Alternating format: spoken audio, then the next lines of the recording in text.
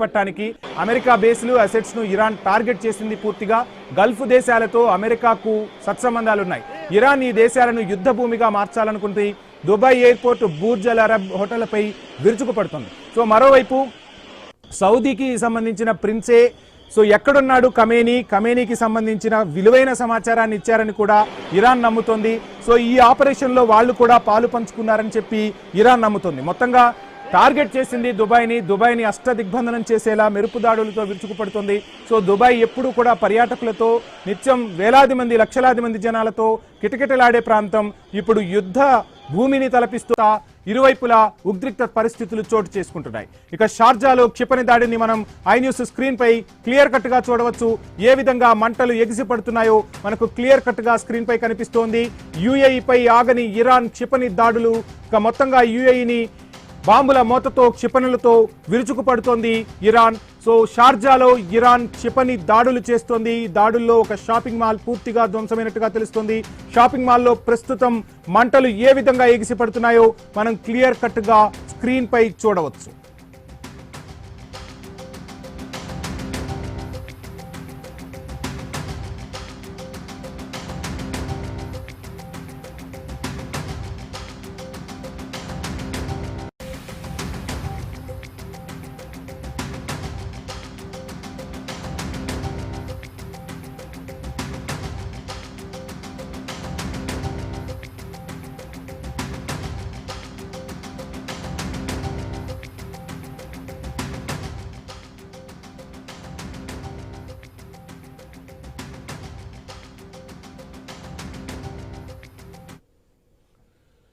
ఇక Khamenei హతమైన Iran మాత్రం ఎక్కడా వెనక్కి తగ్గడం లేదు. ఓవైపు అమెరికా హెచ్చరిస్తున్నా ఏమాత్రం లెక్క చేయడం లేదు.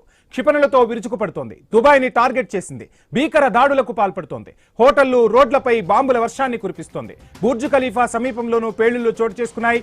ఇంటర్నేషనల్ ఎయిర్పోర్టుపై భీకర దాడులకు పాల్పడింది.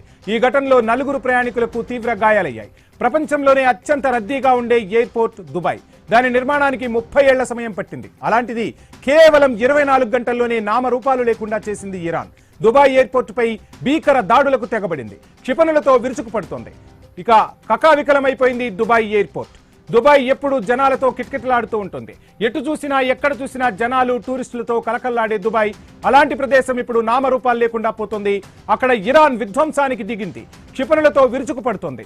టూరిస్టు ప్లేస్ అయిన బుర్జ్ ఖలీఫా దగ్గర కూడా బాంబుల వర్షం కురిపించింది. యుద్ధాగ్ని జ్వాలలు అక్కడ ఎగిసి పడుతున్న ప్రస్తుత పరిస్థితి అక్కడ అంతా అల్లకల్లోలంగా మారిపోయింది. దుబాయ్నే ఇరాన్ ఎందుకు టార్గెట్ చేసిందనేది ఇప్పుడు అందరిలో ఉత్పన్నమవుతున్న ప్రశ్న. ఎందుకంటే అమెరికా సైనిక బేస్లను యునైటెడ్ అరబ్ ఎమిరేట్స్ హోస్ట్ చేస్తుంది. అయితే అమెరికా బేస్లు, అసెట్స్ ను ఇరాన్ టార్గెట్ చేసింది. గల్ఫ్ దేశాలతో అమెరికాకు మిత్రత్వం ఉంది. దీంతో ఇరాన్ ఈ దేశాలను యుద్ధ భూమిగా మార్చేసింది. దుబాయ్ ఎయిర్పోర్ట్, బుర్జ్ అల్ అరబ్ హోటళ్లపై విరుచుకుపడింది ఇరాన్. ఇక దుబాయ్లో సిఐఏ హెడ్ క్వార్టర్ ఏ విధంగా తగలబడుతుందో మనం చూడవచ్చు. మరోవైపు షార్జాలో క్షిపణి దాడి చేసింది. సో విజువల్స్ అయితే మనం స్క్రీన్ పై చూస్తున్నాం. మిసైళ్లతో విరుచుకుపడుతోంది ఇరాన్. తమ అధినేతను కోల్పోవడంతో ఎక్కడా కూడా ఇంకా సంయమనం పాటించాల్సిన అవసరం లేదు, ఖచ్చితంగా మేము బదులు చెప్తామంటూ ఇరాన్ క్షిపణులతో మెరుపు దాడులు చేస్తున్న పరిస్థితి. మొత్తంగా దుబాయ్ ఎప్పుడు పర్యాటకులతో కలకలలాడే ప్రాంతం ఒక్కసారిగా నిర్మానుష్యంగా మారిపోయింది. 30 ఏళ్ల సమయం పడితే దుబాయ్ ఎయిర్పోర్ట్ ను నిర్మించడానికి కేవలం 24 గంటల్లో దుబాయ్ ఎయిర్పోర్ట్ ను నామరూపాలు లేకుండా చేసేందుకు సన్నద్ధమవుతోంది ఇరాన్. సో బుర్జ్ ఖలీఫా సమీపంలోనూ పేలుళ్లు చోటు చేసుకుంటున్నాయి. దుబాయ్లోని సిఐఏ హెడ్ క్వార్టర్ ను లక్ష్యంగా చేసుకుని క్షిపణులతో కొట్టేసింది. సో అక్కడ ఏ విధంగా మంటలు ఎగిసిపడుతున్నాయో మనం చూస్తున్నాం. అటు షార్జాలోనూ క్షిపణి దాడి జరిగింది. ఓ షాపింగ్ మాల్ పై క్షిపణి దాడి జరిగినట్టుగా తెలుస్తుంది. ఆ షాపింగ్ మాల్లో చాలా మంది చిక్కుకుపోయారు. ఇక మొత్తంగా క్షిపణులతో హోరెత్తిస్తోంది ఇరాన్. ఎక్కడా కూడా వెనక్కు తగ్గే ప్రసక్తే లేదంటుంది. మరోవైపు డొనాల్డ్ ట్రంప్ ఇరాన్ను హెచ్చరించారు. ఇక్కడితో ఆగకపోతే ఇంకా తీవ్ర పరిణామాలు చూడాల్సి ఉంటుందంటూ కూడా అమెరికా అధ్యక్షుడు ఇరాన్ని హెచ్చరించిన పరిస్థితి. అయినప్పటికీ ఇరాన్ ఏమాత్రం వెనక్కి తగ్గడం లేదు. స్క్రీన్ లో మనం చూడొచ్చు ఏ విధంగా క్షిపణులతో మెరుపు దాడులు చేస్తుందో ఇరాన్. మనం క్లియర్ కట్ గా స్క్రీన్ పై చూడొచ్చు.